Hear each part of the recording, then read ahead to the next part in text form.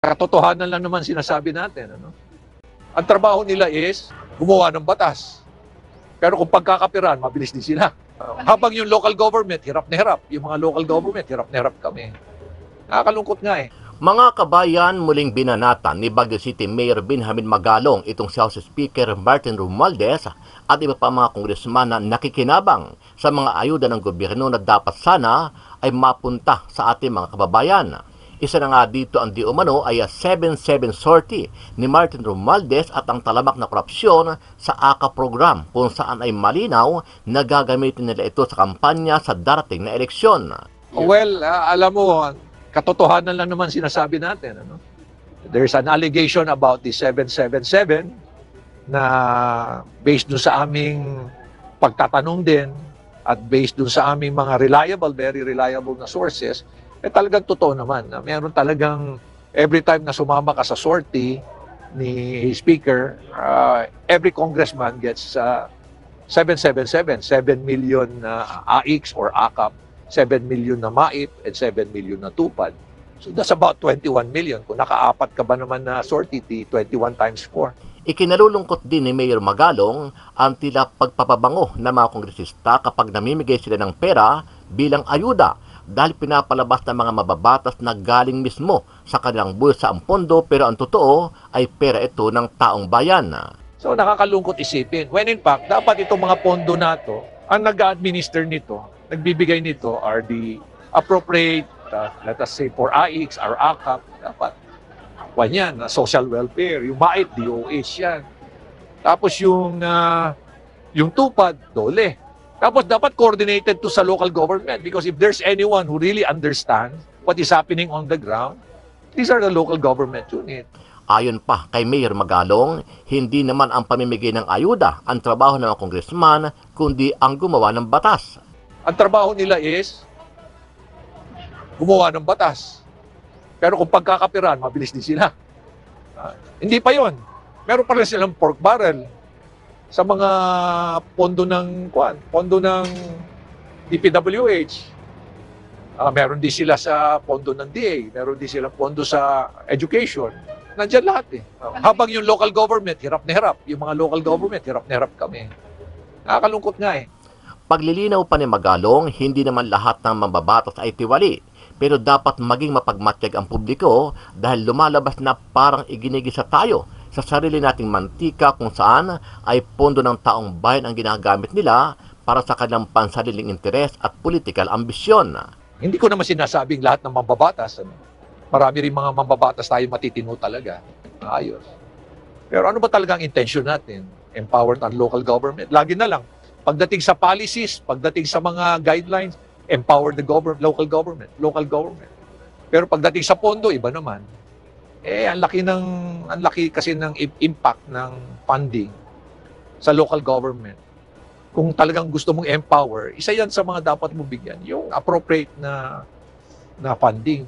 Samantala sa isang panayam sa programa ni Manong Ted Pailon, tahasang sinabi ni Mayor Magalong na lantaran at talamak na panluloko ng Kamara sa ating mga kababayan ang programa ng AKAP kung saan ay malinaw na ito ay malaking pondo na nakalaan sa kanilang election fund ngayong darating na eleksyon.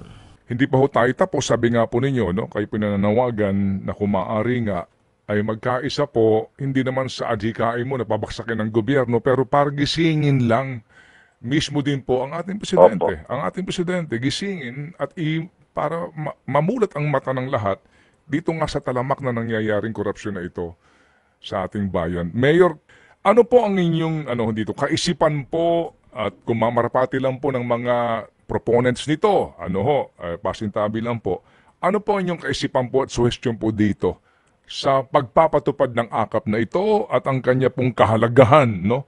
Sa gitna po ng ilang pa mga programa ng gobyerno para po sa pagtulong pinansyal sa mga nangangailangan? Alam niyo po, Sir Ted, diretsuhan na lang po. Sa tingin ko, ito pong AKAP fund na ito, talagang election fund lang po ito.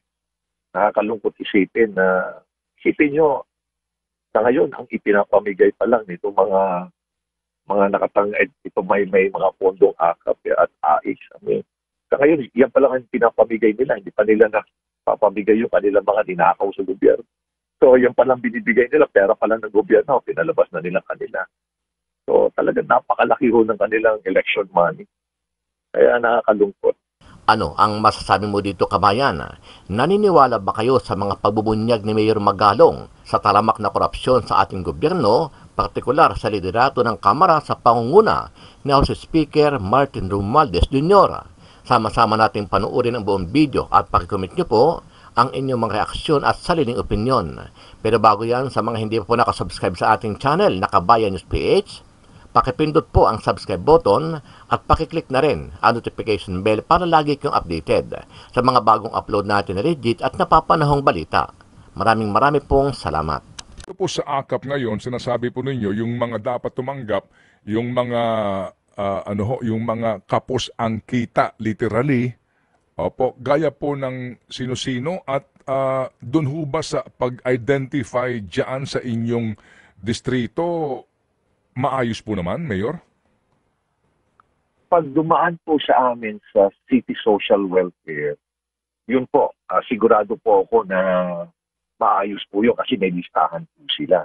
Ganon din po yung mga beneficiaries po, both AKAP at AIC, sigurado po ako doon. Kasi hindi po yun na-influence ng politics eh.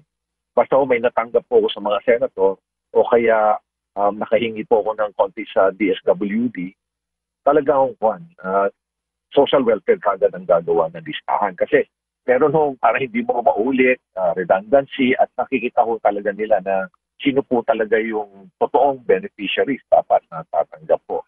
Pero sa problema po, pag mga lawmakers ang nagbigay o kaya ho kongresista, talaga ho wala ho kami listahan kasi ayaw nilang i-share sa amin yung listahan.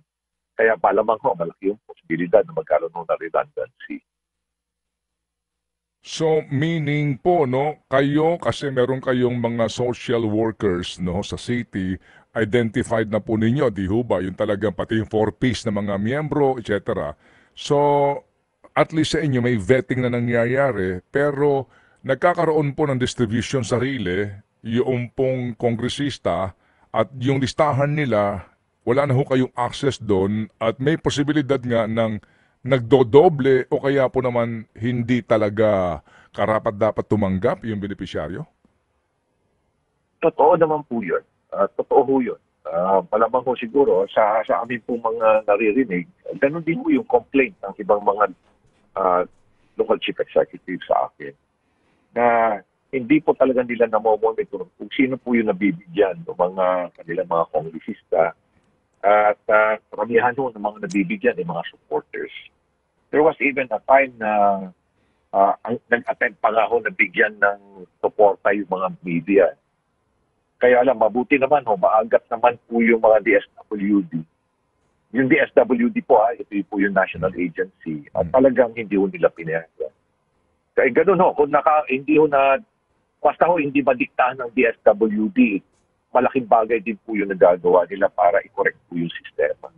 Pero talagang kuminsan ho, lalo-lalo pag during the budget hearing, yun ho talaga, kuminsan ho, hindi na ho nakakaimik yung mga DSWD.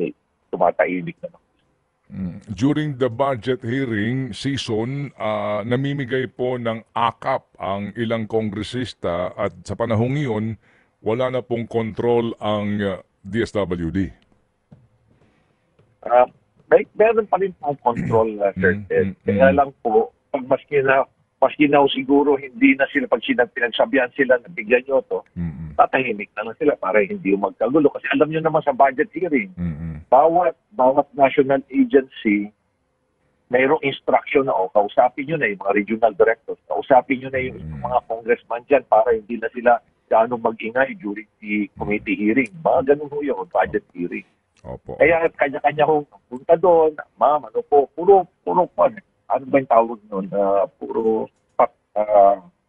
Yung pangsariling kahilingan lahat ng napapansin ho namin because I was also a regional director at kailangan namin kausapin yung mga regional director. Ganun yung mga RD ho sa iba't ibang ahensya na kailangan namin kausapin ahensya ay mga kongresista para hindi na nila i-raise yung mga kanilang mga parochial concern. Alam niyo na, puro parochial concern na. Opo. Mayor, sa inyo po no, karanasan at kapag idinaan po sa LGU sa city itong AKA fund na nanggagaling sa senador o mismo po DSWD, more or less magkano maliit at pinakamalaki po na cash assistance po ito? Go ahead. Sa AX no, kuminsan, para mas maraming mabigyan, 3,000. Kung pwede rin ho umakyat ng 5,000. Kung talaga hong nagkaroon ho ng, let us say, merong predicate na event, katulad ho ng bagyo, sunod-sunod na bagyo at hindi gaanong nakalabas ho, nakapagbenta ho ng mga revenues natin, yun ang 5,000. Pero kung kumisan ho, 3,000 para mas marami yung mabigyan. So, relative po yan depende po yan Kung ano po yung pag-uusap po kayo nung senator para alaman ho kung ano yung nila, yung kagustuhan ho nila. Opo, AX po iyon, Mayor, sa AKAP po. Sa AKAP po, talagang sa kongresista ho yan. Hindi pa ako nakatanggap ng AKAP.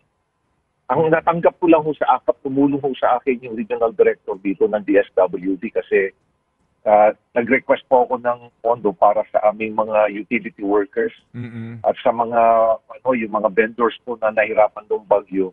Tumulong po sa akin ng DSWD at ang gumawa po ng listahan, talagang doon po nag-usap po yung DSWD at aming city social welfare.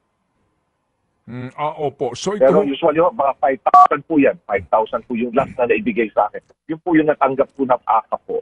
Sometime October po yun. Opo. So galing sa AKAP appropriations, yung nakuha po ninyong tulong from DSWD at ang namigay nito, DSWD, doon sa target beneficiaries po, at least 5,000 po ang pinakamalaki, pinakamaliit. Ayun po, 5,000 pesos po talaga ang naibigay po. Okay. Bawat isang beneficiary. Opo. Opo. Doon sa distribution po, Mayor, paano pong sistema nun? Kasi ako'y nagpapasintabi ho sa mga nakaupo sa pwesto kasi po siguro alam nyo ho naman, di ba? Yung mga kanya-kanyang post ng mga billboard, mga mukha ng politiko, yung payout na nakalagay, AKAP ito, etc. Sa inyo po, nung panahon nyo na nakakuha kayo ng pondo sa AKAP, paano pong distribution, Mayor?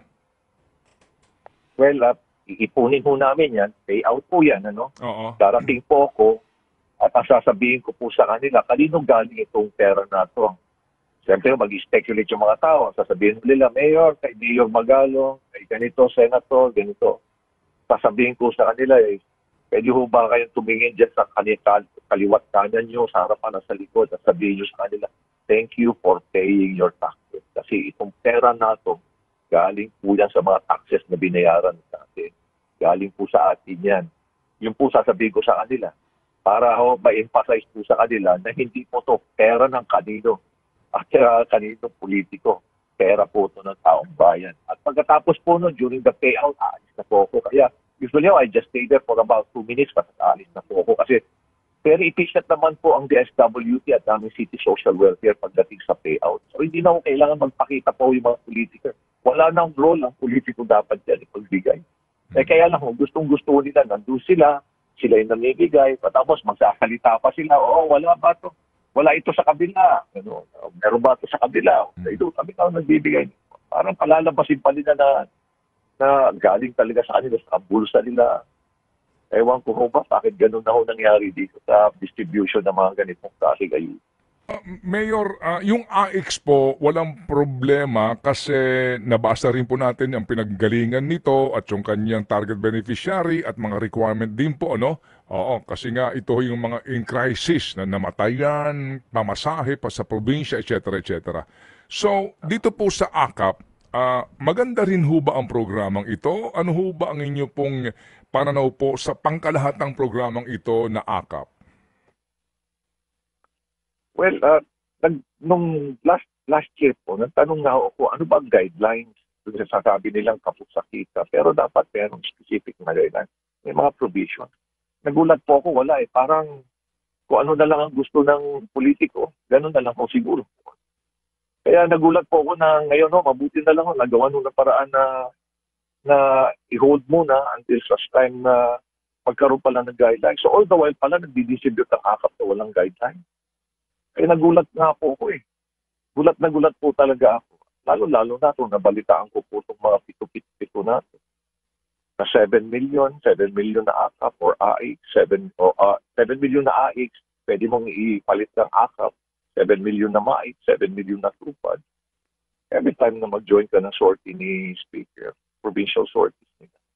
Nagulat po kami doon dahil una-una, ang mga allegations po yun eh. Only to find out po na na-confirm, kino-confirm po ng mas mga reliable sources po namin. Kaya talagang parang wala na bang limit ito. Talaga bang anytime kayang-kaya din ang mag-produce ng pera habang hirap na hirap po tayo nangungutang. Ang dami hong pag nag-uusap po kami ng mga mayors, lalo-lalo na yung mga mayors for good governance. Talagang isa po yan sa mga sentenyan po natin. At isa pa rin po yung bakit ayaw i-share sa amin yung data or data ng mga nabigyan ng kabila. Ano po yun? Sharing of data, kahapon po natanong din namin yung ASEC ng DSWD kasi hindi po ang panawagan nila si Lumagno et al, no, Mayor, na to be transparent, paano makakakuha ng listahan ng nakatanggap, taga saan, at yung kanyang economic profile at maging yung halaga na natanggap dito. Kayo ho ba dyan sa Baguio, meron ba kayong poder bilang elected local official na humingi nitong datos sa DSWD para din po sa kadahilan ng para meron na kayong record at wala na pong duplication? Kaya nyo ba makahingi ng ganun pong record, Mayor? Sir Ted, I tried to talk to the SWD. I even raised this matter with the secretary of the SWD during one of our engagement with the mayor. At talagang ang in-involve po nila, ang DSWD po gustong magbigay. Kaya lang ho, meron nung nasasabihan ho sila na violation ng Privacy Act yan. Kaya tatakot naman ho sila. Kaya ayaw nilang hindi ho sila nag-share sa amin ng data. Yun ho talaga yung isa sa mga problema namin eh. Kaya talagang malaki yung posibilidad na nakatanggap siya doon sa kabila, nakatanggap pa sa amin. Ganun ho yan. Kami nga ho, willing kami i-share yung data namin. Mayor, sa isa pong isa hong kapulungan ng mga barangay kapitan diyan po sa Cebu ay gumawa na po ng resolusyon at sinasabi nga nila dito sa ombudsman baka pwede itong imbestigahan kasi nanalagay sila sa alanganin dahil may mga barangay nga doon na hindi dinadaan sa kanila at sila ang hinahanapan ng pera ng kanilang constituents. Diyan ho ba sa inyo pong lugar sa Baguio, meron din bang mga ganun po na mga barangay kapitan na maaring, alam nyo na kasi, hindi maitatanggi sa mga politiko rin po, may kanya-kanyang kaalyado po na barangay kapitan eh. Meron din hubang ganyan sa inyong sitwasyon na ang ilang mga barangay kapitan ay naghumihingi sa inyo o kaya nagtatanong kung bakit si kapitan ganito meron ako wala? Wala naman po. Wala naman po ako naririnig na gano'n na complaint. Dito. Ang complaint po dito is pinipilit po sila mag-issue ng certification na indigent. Kaya nagko-complain po sa akin yung mga kapitan, yung ibang kapitan. Bakit sila pinipilit na mag-issue ng certification? Yun din po actually ang issue po nitong dyan sa Daan Bantayan, no? Meron din pong sinasabi dito na para po yung Certificate of Indigency ang hinihingi sa kanila. Kaya ang ibang nga daw po, hindi agad-agad nagre-release kaya inaaway sila. Ganun po yung nangyayari dito. Complain po sa akin, nilapitan po ako ng mga ibang barangay kapitan po. Okay, so itong Certificate of Indigency ay isa sa mga maari pong hawakan noong tatanggap noong AKAP ng cash assistance na ito. At diyan po sa inyo, may mga kapitan na ayaw mag-release nito kasi nga hindi naman talaga indigent yung tao? Totoo po yan. Sila po nakakailam. Meron po nakakaalam ng talagang economic situation po ng kanilang mga residente po rito. Isa po yun, yung mga kapitan. Talaga po may sila, may status sila dyan. Ano po ang inyong dito, kaisipan po at kung mamarapati lang po ng mga proponents nito, ano ho, pasintabi lang po, ano po ang inyong kaisipan po at suhestyon po dito sa pagpapatupad ng akap na ito at ang kanya pong kahalagahan, no? Sa gitna po ng ilang pa mga programa ng gobyerno para po sa pagtulong pinansyal sa mga nangangailangan. Alam niyo po, Sir Ted, diretsuhan na lang po. Sa tingin ko, ito pong akap fund natin, talagang election fund lang po. Nakakalungkot isipin na, isipin nyo, sa ngayon, ang ipinapamigay pa lang nito mga ito may mga pondong akap at AIS. Sa ngayon, yan pa lang ang pinapamigay nila, hindi pa nila napapamigay yung kanilang mga ninakaw sa gobyerno.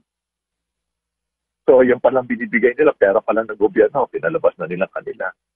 So, talagang napakalaki ho ng kanilang election money. Kaya nakakalungkot. Kaya ako naman, tuwa naman ako na magkakaroon na ng guidelines yung akap na yan. Actually, pati na rin ho yung AIS, na-abuso na rin ho. Kita naman namin yung naramdaman namin. Sige po. Mayor, salamat po ng marami. Kinakapos lang po din tayo sa oras, pero hindi pa ho tayo tapos. Sabi nga po ninyo, no, kayo pinananawagan na kung maaari nga ay magkaisa po, hindi naman sa adhikain mo na pabaksakin ng gobyerno, pero para gisingin lang mismo din po ang ating presidente. Opo. Ang ating presidente, gisingin at para mamulat ang mata ng lahat dito nga sa talamak na nangyayaring korupsyon na ito sa ating bayan.